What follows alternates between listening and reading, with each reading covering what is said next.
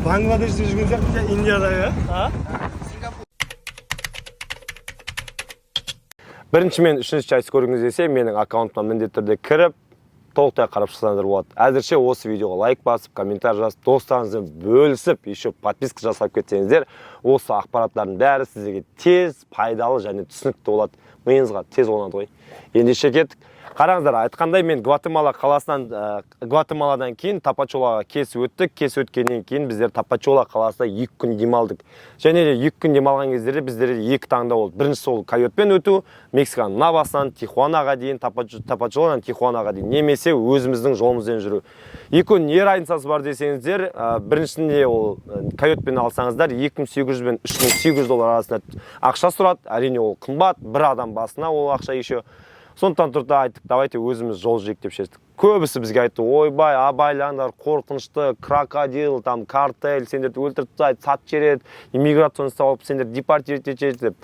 Все-таки біз мен еркекпін, сондықтан ештеңеден қорықпаймын. Ендеше кеттік деді, тәуекел жолға шығып кеттік. Тапачола қаласынан біздер аман-есен таңғы сағат 8-де Аряга қаласына автобусқа отырдық. Аман-есен жетіп алдық, вообще без проблем, ешқандай проблема болған жоқ.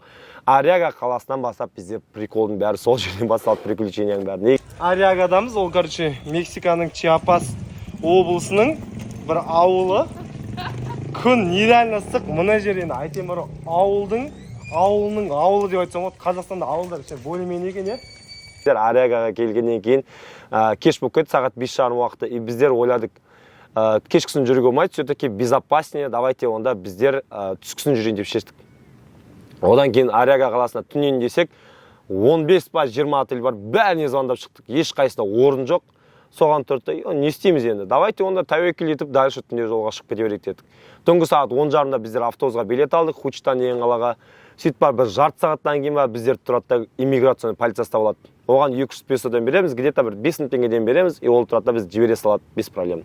Вот все керемет, бәрі дерзко біз ойлады солай, беріп до конца жетіп аламыз Хучитанға деп.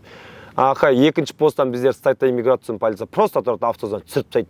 Мен айтып жатырмын, не үшін түсіріп тастайсың? Давай мен саған ақша берейін, сен біз жібере сал, мен кете берейін әрі қарай деп ше. Түнгі сағат где-то бір 12:30 уақыты. И сонымен тұрады, жандағы бір военный бір кісі келеді, национальный гвардияның бір мужик келеді, айтады маған, блин, сен қазір өте алмайсың, бұл жер түн. Давай сен ана жерде бір заправка бар, 20-30 метр жерде заправка бар, сол заправка дейді, түней тұр, таңертең бұл жерден без проблем кесіп өтсең болады дейді.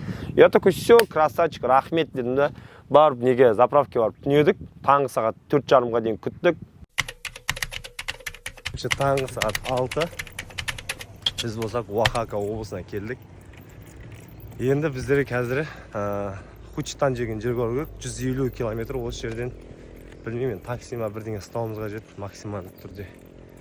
Одан кейін әрі қарай Оахака қаласының өзіне баруымыз керек. Оахакаға дейін Хучитаннан 500 километр почти. Пешком кесіп өттік. Пешком границаны кесіп өттік. Кесіп өткен жеріне, оказывается, уже олар билетті примерно сол Мексиканың адамдары. Сол жерге уже таксилар бар екен. Сол таксилар тұрып жалдап, Сан-Педро деген қалаға жеттік. Сан-Педро это прям деревня дураков. Реально өте кішкентай бір ауыл деп айтса да болады. Сол жерге бардық, Сан-Педроға барғаннан кейін ұзақ жатпайын деп, сразу кешкісін автобуспен Хучитанға жолға шығайын деп шештік. Аман-есен автобусқа отырдық, түнгі сағат 10-ның уақытында, и таңғы сағат 4-ның уақытында уже Хучитан деген қалаға жеттік. Аман-есен ұйықтап тұрғаннан кейін біздер тұрды, айттық, все, нужно дальше двигаться, Оахакаға қарай барайын деп. Сөйтіп Оахакаға қарай жолға шықтық. Оахакаға жолға шығып бартқан кез біздер бір пост алды. Ол пост өте арам екен. 1000 песодан сұрады біздерден. 1000 песо дегеніміз где-то бір 60-70 доллардан сұрады ғой. 60-70 доллардан бердік. Сөйтіп беріп біздер жібере салды. Блин, обидно, конечно, что 60-70 доллардан алғашын, но ничего страшного. Сөйтіп бар Оахака қаласына жеттік. Ол амиго, короче, қазір біздер Оахакаға келдік. Бүгін қазір ғана жеттік. Оахакаға жеткеннен кейін прям бар ғой, біздер Оахакаға дейін қалалардың бәрі өте қатты ыстық болды, прям нереально жарашы. Кәдімгі дем жоқ келсек, Оахака суық қой, наоборот, күшті погода. Неге десеңіздер, мен ойымша Тапачоладан бастап Америка қарай прям тау секілді. Жоғары көрмелей бересің, и суық бола бастады. Кәдімгі Оахакаға келсек, уже кәдімгі суық күз секілді. Бәрі саған, ауа райы дерзкий дейді да, одан кейін ол жерде біздер Оахакада 2 күн болдық. 3 күн болды көпшілік. Неге десеңіздер, біздерге айтқан болатын, что Оахакадан Тихуанаға самолетқа отырып ұшып кетсе болады деп. Біздер бірінші күн бардық, иммиграционный полиция айтты, сендерге ұшуға болмайды, бұл қаладан кетіңдер деп біз қуып жіберді.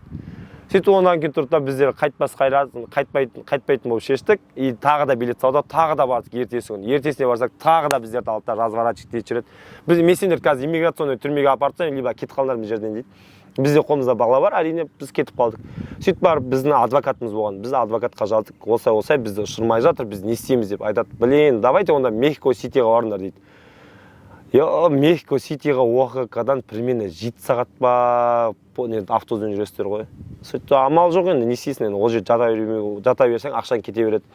И одан кейін тұрды сағат 10-ның уақытында, 10:30-ның уақытында біздер Оахакадан Мехико Ситиге дейін жолға шығайық деп шештік. Аман есен жетіп алдық, бірақ қана постат 200 песодан бердік, бір 5 мың теңгеден бердік. Сөйтіп барып Мехико Сити. Біз қазір сәтте Мехикодамыз, және осы жақтан праздник болып жатыр, 7 май секілді біздің День Победы. Жеттік. Мехико Ситиге жеткеннен кейін біздер 2 күннен кейін билет алдық, арзандау билетті Хуарес деген аэропорттан Тихуана қарай. Сөйтіп барып бардық, отырдық, бәрі нормаль, бәрі аман есен, қуанышымызда шек жоқ, что біздер самолет отырғызғанға. Неужели, блядь? Сөйтіп Тихуанаға келсек, Тихуанада тұрады, біздерді таможенный контрольдан сразу ұстап алады біздерді. Ал менде уже бәрін біліп алған, менде ампара бар, адвокатым бар, защитам бар. Тұрамда адвокатымның қағазын берем, разрешение, что мен Тихуанаға легально өмір сүре аламын деген қағаз бар болды менде. Менің отбасында жалпы соны бердім. Одан кейін тұрды, тексеріп, все хорошо, кете беріңдер деді. Біз шықтық түнгі сағат где-то 2-ның уақытына. Және де біздерге айтқан болатын көп адамдар, что Тихуанада түнде таксиға отырмаңдар, өйткені таксисттар картельдермен немесе полицейскермен жұмыс істеп, адамдардың ақшасын алады, дұрыс айтқанда ше. Лохотрон, как обычно, Қазақстандағыдай десең. Сөйтіп барып біздер реально такси шақырамыз, отырамыз, 5 минуттан кейін артымызға полиция келіп тоқтайды да, сөйтіп барып біздер документтеріміз бәрін тексереді, бәрі үстіне сумкаларымыз тексереді, анау бар ма, мынау бар ма деп, біздер жоқ, бізде бәрі нормаль деп жатсақ, тұрады адам басынан 3 адамға $1,500 беріңдер, а то мен сендер қазір иммиграционный полицияға апарып тастаймын дейді ғой. Типа центрға ше, түрмеге дейін жоқ, центрға апарып тастаймын деді. Мен тұрып айттым, короче, мен документтерім бәрін орнына екенін түсініп тұрмын ғой, что мен легально Тихуанада тұрғанымды. Мен алдымда қалтамда 600 песо бар еді. Мен переводчикқа жазып жібердім, короче. Менің қалтамда қазір 600, у меня есть 600 песо, если хочешь взять, бери, или давай поехали в иммиграционную полицию и будем проверять наши документы деймін ғой, типа орысша жазып жатырмын ғой, енді өзінше орысша сөйлеп қойын да. Сөйтіп бар болады, ол тұрады да түсініп тұр да, что менде ол да түсініп тұр, что менде документтер бәрі орында екенше. Тұрады да неохотно 600 песоны алады да, короче, болды кете бер дейді. Қолын бүйтіп созсам, тұрады да неохотно бүйтіп қолын ұстайды ғой. Мен реально ойланыш, $4,500 орнына ол какой-то бір қанша? Бір $40 ма, где-то $40 ма, $30 алып қалды. Болды, аман есен біздер жіберді, біздер ана таксистқа тұрдым, мен боқтадым, жаман сөз айттым, короче, таксистқа, өйткені таксист по-любому мен түсініп тұрмын, ұстап бергенше. Ол тұрып, типа, не сұрай бастады, не үшін сен мен боқтап жатсың, не үшін өйтіп айтып жатсың деп. Мен просто боқтап. Это была ошибка дейді ғой, негізінде сөйлеген қате болды. Сөйтіп барып, біздер нелегально кесіп өтеміз деп шештік.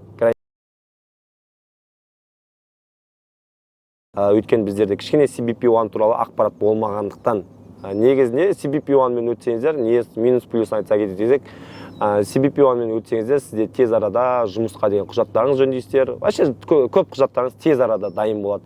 Негізінде разницасы, ең үлкен разница осы ғана. Және сотта кішкене нелегально кесіп өткен видео қарамалар болады. Ол туралы толық білгіңіз келсе, CBP-1 туралы, бүкіл құжаттар туралы менің YouTube каналым